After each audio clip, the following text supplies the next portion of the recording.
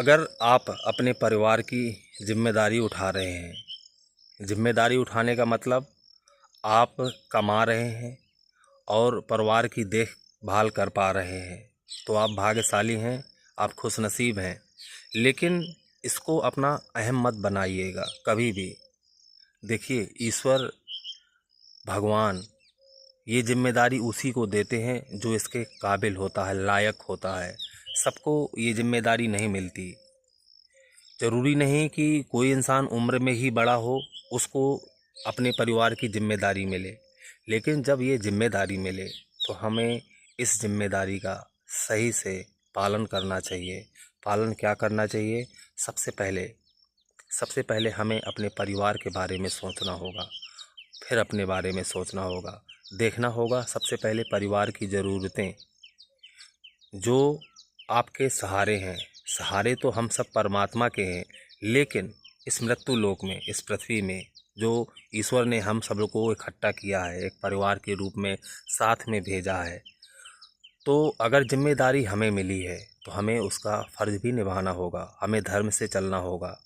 कभी भी जब आप पैसा कमाएं और उस पैसे को परिवार के सदस्यों के साथ खर्च करें, तो ये कभी घमंड मत लाइएगा कि आप कमा रहे हैं।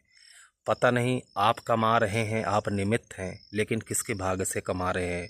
हो सकता है आप अपने माता पिता के भाग्य से कमा रहे हों, अपनी पत्नी, अपने बच्चों, अपने भाई बहनों के भाग्य से कमा रहे हों। तो उनका सच्चे दिल से सेवा भाव उनकी करिए।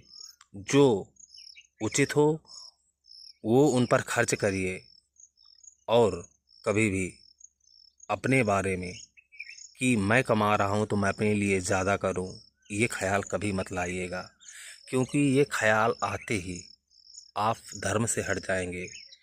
धर्म पे चलना ही इंसान को तरक्की के नए नए रास्ते दिखाता है, नए नए रास्ते उसके जीवन में आते हैं और खुलते भी हैं। उसका भाग्योदय होता है। अगर जो भी इंसान धर्म से चलेगा उसकी जीत निश्चित है।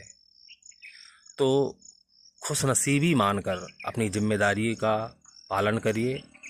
आप बहुत भाग्यशाली हैं, परमात्मा ने आपके ऊपर कृपा की है, और इस कृपा का बेहद बेहद सम्मान मान के जीवन को आगे बढ़ाइए।